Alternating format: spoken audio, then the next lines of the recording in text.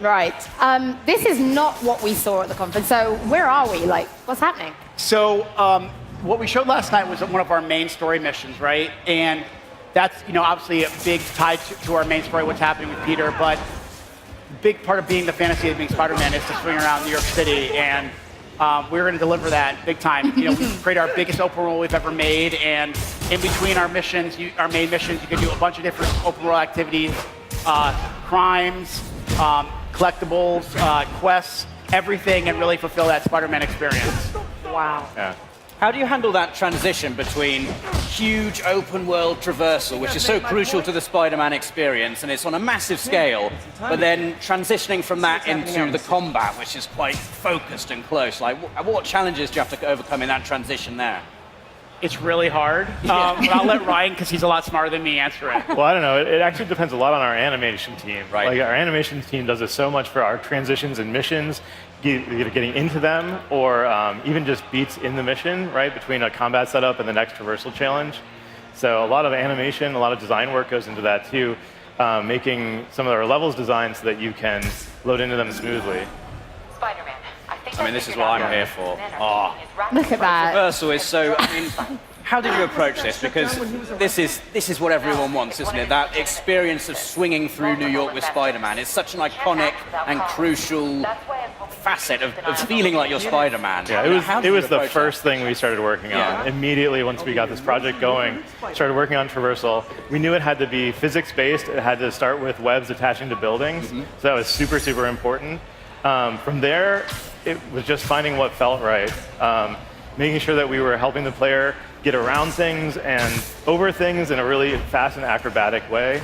Making sure that all the animations that connect you, again, are looking amazing.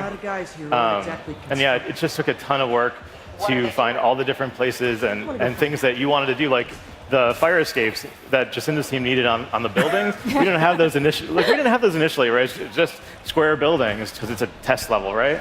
But then once we looked at what does New York actually look like, there had to be fire escapes. Yeah, that was definitely one of the challenges that we had, that we wanted to make sure that it's like a superhero playground. Yeah. So you have to be able to traverse on ceilings, like walls, the ground.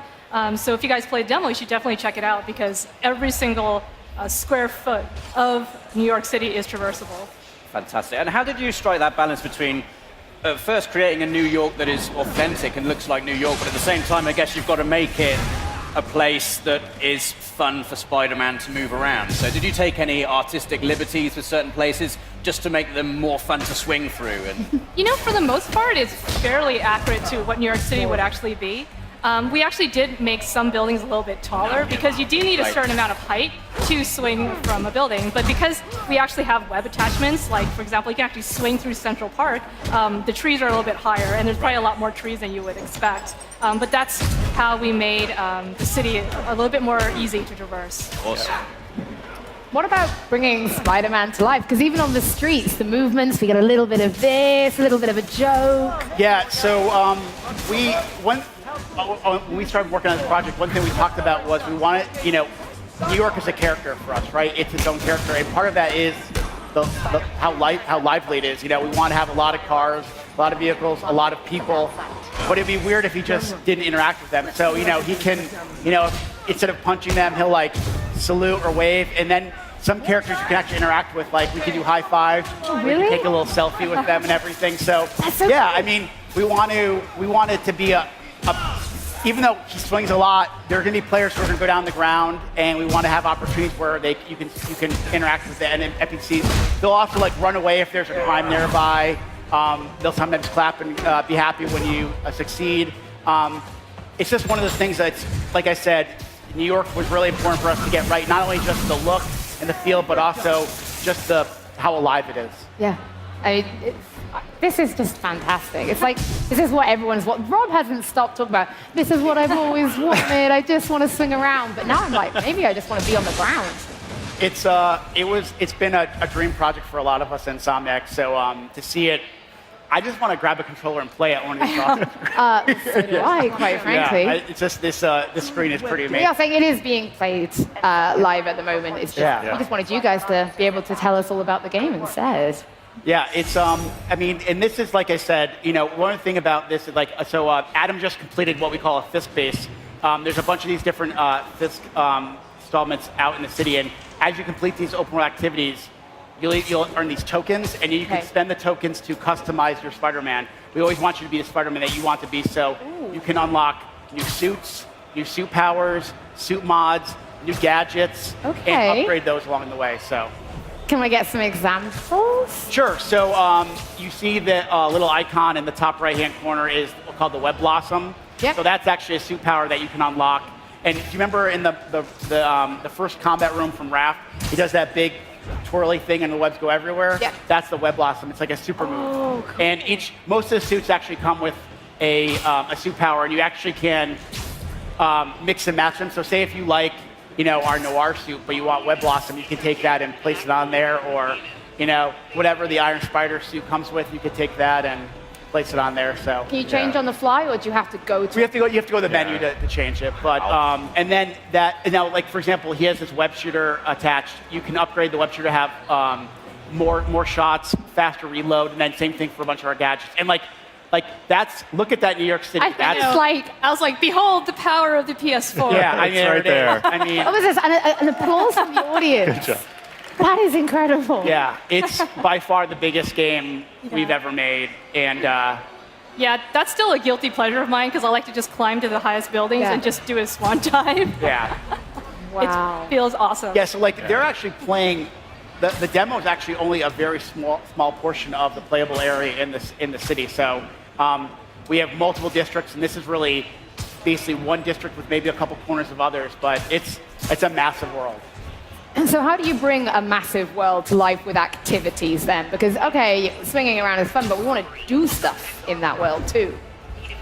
Ryan? I'm sending all the hard ones to him. Yeah. Thanks, Brian. We have a lot of different activities that are in the world. In this demo, there's actually our research stations. Everything comes with a story reason for it. There's also our dynamic crime system. There's that Web Blossom we were talking about. That you can see they're stuck in there now inside that little cubby. So the dynamic crime system is there all the time. And so you actually earn the tokens through that and then put those back in your upgrades. And then as you go through the story, different other activities unlock across the world. Yeah, that's kind of one of the cool things about the city is that it's constantly evolving, Yeah. The citizens evolve, the activities evolve as the story evolves. She's actually pointing out out something. So another thing is actually, at certain points, they'll actually, the people in the world will actually point out things that you can do, like they pointed to an activity in the world. So and off you go. Off you go. Yeah. And Peter Parker has been Spider-Man for 8 years in this game. Right. What was behind the decision to make him a more experienced Spider-Man? So I think when we were early on, we were talking about the story and the kind of story we wanted to tell. We knew right away we didn't want to do an origin story because people told us pretty quickly they don't want origin stories. And, coincidentally, the studio side was doing the younger Spider-Man, which is a great. So we thought, what would be a good time in his life to explore? And I just remember back after I graduated college, what life was like. It's like that. And you're finally an adult now. You're paying your own bills. You have a job for the first time. You're trying to make a name for yourself. So we just thought that would be a good opportunity to explore for Peter. And they're so accessible to people who aren't the hardest core fans, right? So we worked really hard with whether it's design, art, character, UI, to make sure, and the story, to make sure that we're educating people who Yuri Watanabe is, even who Aunt May is, or Martin Lee, aka Mr. Negative. We want to make sure that whether it's actually in the game, whether you're playing a mission, or even you're going through our UI, that we educate you on who these people are, because we can't assume that everybody knows the characters like we do, right? That's just unfair, because our job is to know who these characters are, right? But I think we want to make sure that it has a level of accessibility. I think everything we do, whether it's swinging, combat, upgrading his character, and then our story and our lore, there's a level of accessibility to it. We want as many people to play this as possible. Yeah. I think that's what the comics and the movies do really, really well.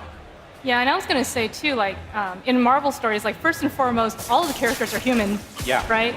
Who just happen to have extraordinary things happen to them, or happen to have extraordinary abilities, and that's what we're telling here. We're telling a human story, and I think that players who even if they're not Spider-Man fans will find the story very relatable. So.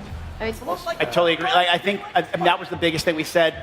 As much as it's awesome superhero fantasy, it has to be a human story. And I think that we want it to be a great, interesting story, even if you didn't have the superhero. That's just, that's the layer we put on top. And it's, like I said, it's much of a Peter Parker story as it is a superhero, as a Spider-Man story. I think the other thing is that we worked really close with Marvel to find out the identity of those characters, like really what defines that character, and then work from that in our universe. That's something Brian and Bill Roseman at Marvel worked on really long. Yeah, the one thing to remember is this is not based on the movie, or it's not based on a particular comic story. It's our own Spider-Man universe, and the mantra was we want to respect the traditions of the franchise, but we also want to don't be afraid to mix things up. Yeah. So, like for example, in our world, up into this game, Wilson Fisk has been the big bad. Like it's all about taking down Wilson Fisk, and then once he's out, it opens the door to new threats. So, and the great thing working with Marvel is they've been so open to pretty much everything. And there's some really big things in the game that we haven't revealed yet that I think are going to surprise a lot of people, that they were like, they went for that. And people like Bill and Eric and Mike, they've been unbelievable collaborators on this, along with Sony. And it's quite amazing that you've been given the freedom to create your own Spider-Man universe. Can you remember, like, I don't know if you can pinpoint a specific moment, but the first day you guys worked on this game and you knew you were going to be creating your own Spider-Man universe, what were the first ideas that came into your head? I would say the first thing you do is you start to fanboy out. Originally, you're like, well, I want this character, and he's going to do this, and they're going to do that. And then the reality sets in that you have to make a Spider-Man game, and you get freaked out to the point of, like, there's so much, this character is beloved by so many people. And then you just break down what's really important about the character. There's so many people on the team that love the character. What are the common things we all love about him? And then it's just a really great collaboration between us, Sony, and Marvel. And also at the same time, I think that one thing I feel like in the last year or so that's really made this game feel really special is that it feels like an Insomniac game. Right. Like I remember reading an article a little while back about it was like the 8 things we want to see from Spider-Man, and one of them was I want to see Insomniac DNA part of it. So like if you look at his suit powers, his gadgets, the humor, it feels like an Insomniac game. So I think it's one of the things I'm most proud of working on this. So I mean, again, it's all thanks to the team and all the work they do. I mean, they make it pretty special. Let's talk a little bit about the combat since we're seeing it, because it's not just it's the way he's using the environment as well. We were ripping off car doors at one point. Now we're pulling like shells down on people. It's a really expansive fighting system. Yeah, I mean, making him an acrobatic improviser was one of the first sort of touchstones of the combat system. Getting a lot of webs in there and using the environment were 2 key things. And it took us a while to get all the web action we could get, like the swing kick that Adam just did was something that we had to sort of discover along the way. But we found out the more webs you have, the more unique Spider-Man can feel. Getting him really acrobatic, so the dodging, the leaping, going into the air is another really important thing for Spider-Man that lets us. I love that one, sorry, a little air finisher there. And there's our weapon wheel. Bring that weapon wheel up, when we finally got that in the game, it was like, wow, that's an Insomniac. It feels like coming home as an Insomniac, Yeah. We're seeing some of them in action now. And like for us, our experience with Sunset Overdrive gave us a leg up on getting Traverse up and running. But for us, for combat, it was just something new. It was something we hadn't really done a big third-person action game like melee-based. So it took a little while, but I would say, a big hats off to the combat team because they really embraced the character, and whether it's the design, the gameplay programming team, the animation, and then just our character and rigging team, basically the entire studio. Everybody. Pretty much. Everybody. Really, that's the thing. One thing about Insomniac, it's such a collaborative team and effort, So nice and that it wouldn't be possible without stuff. So to finally see it all kind of gel and come together is pretty awesome. Like one of my favorite days at the studio was when we had pretty much everybody represented. We had UI there, everybody, and we were talking about different suit powers and different gadgets. And it was like, I remember walking out of there and telling Ted, our president and CEO, going, this is one of the best meetings I've been in 10 years of working at the company. Wow. So it's what makes Insomniac pretty special. Then that's what goes back to what you said. It feels like your game. Yeah. And that's why. Yeah. That makes me, hearing that, just, big old smile on my face. Puts a smile on our face, too. Yeah. That's how it should do. I'm sorry, I'm just watching the comms. That's okay. Absolutely mesmerized. You're more than welcome to just watch. I'm like, we can shut up and just watch it. I know. All right.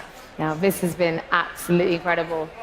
I guess this was like a side mission we picked up? Yeah, so basically this was an inner demon base that, so after you take down Wilson Fisk, a new gang comes into town, the inner demons, and they have different installments throughout, and basically what you're doing, you're clearing these things out, and after you complete it, you actually get currency that you can use to customize your Spider-Man. So you could use it to like unlock a new suit, and upgrade a gadget, or craft a new gadget, new suit mods, and I think it really, we realized really early as we showed the game early to people, the suits are really important to people, like Yes. really important. Yeah. We've heard all the requests, and You're like, yeah. And Gavin, if you're out there, Yeah. thank you. Gavin's our lead character artist, and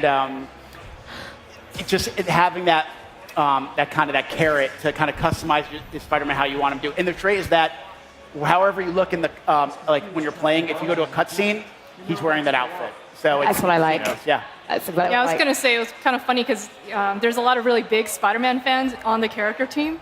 So then originally we're like, oh, maybe we'll just do a couple. And then just more and more Spider-Man skins kept showing up. Sometimes even without requests, right? My favorite is so Gavin, our lead character artist, will maybe like a Saturday morning, and he'll just text me a picture of a work in progress suit, and he'll just do his come on like ... and then I'm emailing Marvel going, so what ... and they usually give a thumbs up. So it's just all of us kind of fulfilling a dream that we've wanted for a long time. And when you see the other suits in the game, they look so damn good. Like just the materials and everything, just it's so good. Yeah, that's one of the things I'm most excited about, and I can't wait for fans to play the game and check out how many suits there are. People have been tweeting us forever and asking for all these suits, and I wish I could tell you what they were, but you guys are going to have your minds blown when you actually... There's a lot of suits. I mean, I would quite happily right now just take this demo and just see what I could find in it, but maybe I wouldn't get that lucky. It says focus bar full. Tell me a little bit about what that means. Right. So the focus bar is sort of represents how your flow in combat and traversal, and then you can use that for one of two things. You can either use it to instantly take down an enemy, or you can use it to heal. And so it's a little bit of risk reward in the gameplay system that lets your basically your performance determine how you want to succeed, right? So that's what you're doing, and you can actually build that up through like acrobatic combat, whether it's using webs, getting into the air, or actually doing cool traversal moves as well, swinging around the open world. Rob hasn't taken his eyes off the screen. I don't think Rob doesn't realize he's on the stage anymore. He's just like Spider-Man. Yeah. Do you have any questions for me? Can you climb to the top of the Freedom Tower? Yeah. Can you do it? Not in this demo. It's on the other side of the city, but yes, you can. Empire State's in this. And also you can go to Avengers Tower as well if you want. You can climb on anything. Yeah, you can pretty much. There's nothing you can't climb on. Is the whole of New York like available right from the get-go? Can you swing around the whole? Yeah, I mean, pretty much. I mean, we send you to Fisk Tower pretty quickly. Like the game opens up with you getting basically an alert that hey, we're going after Fisk right now. Get your butt here, and you start swinging toward it. Then you finish that mission, and the whole city's open to you. Amazing. Yeah, and it's you can explore it from pretty much the minute after you defeat Fisk. Yeah, that's one of the things. There's so many things to do in the open world. It's super distracting. Yeah. So every time I play the game, I'm trying to test it or check out something, but then I get really, really distracted with the open world, and then I never get back to the golden path. Yeah. So it's awesome. Like I've gotten to that point where we're coming to the end, right? We're looking at bugs, but there's times where you just like the swinging is so like calming and relaxing. It's a point where I say this, and this means a compliment. You almost take it for granted because it's so easy just to get in the flow of things, and it almost becomes like therapeutic. Like it's relaxing to swing through the city after a hard day of working. Are you trying to say making games is stressful, Brian? Yeah, sometimes. Is that what I'm hearing? Sometimes. But yeah, I mean, it's just it's like we will continue to work on traversal till the producers tell us we can't work on it anymore. And so that is it, guys. It's got to ship. Yeah, exactly. Let's talk. There's some of the colored beams of light we kind of see now and again on the map. I'm assuming they represent things that we can do, but what are those particular things? Oh, the beams. Yeah. No, basically is you can go to you can hit pause and go look at the pause menu, right? But like we want to keep Spider-Man moving, so you basically just kind of ping the world, and your kind of visors gives you a view of all the activities in the area. So like the green represents one of Peter's old backpacks, and there's a collectible in there that kind of gives you a little bit more of the history of his 8 years of being Spider-Man. You'll see red is for the active crimes in the area, and then there's ones for basic research stations. So research stations are these quests that you can go on, and the research stations are actually run by Harry Osborn, your best friend, who's out of town. And he's like, hey, Pete, can you swing by? You're a smart guy. But he doesn't know you're Spider-Man. So he just thinks you're this smart scientist who's going to solve these problems. But of course, we solve them as Spider-Man. So we have all these, and these are just a handful of the activities that you can do in the world. So I just saw the high five, and I was it's like, one of those so things, we just like the beams are lighters kind of, we want you to be able to get where you want to go quickly without kind of stopping the game. This is amazing. I'm a little worried that I think we're coming to the end of our time here on stage. And I'm not sure I want to king off now. Like now you get to the shock. Well, now we're gonna have to carry on, guys, because I need to see what happens here. So I mean, this, like I said, we wanted to bring a lot of villains to E3. So this is actually the Shocker, who you meet early on in the game, and of course he. Thank you. I'm glad you're happy. Here's the Shocker for you, and Shocker is robbing a bank, so we got to take care of business. Classic bad guy movie. Exactly. We're gonna rob a bank. Yep. 4 banks in New York City. It's a very fancy bank. It's a very fancy bank. So this is what you call like a boss battle? This would be a boss encounter. So you actually, early on in the game, will run into Shocker. He actually ends up robbing somewhere else, and you actually chase him down, and eventually later on, he's trying to finish the job, and it's your job to stop him. It looks. And we'll have other villains that we haven't revealed yet as well. Oh, you still haven't revealed more? Yeah, even after last night. We didn't figure this would be enough. So we have. Again, it's like one of those things you need some great boss fights and a lot of villains to have that true superhero experience. This is incredible. What do you think? Are we nearing the end of this boss fight? Do you reckon? Actually, it's going to probably go on for a little bit. It's one of the tougher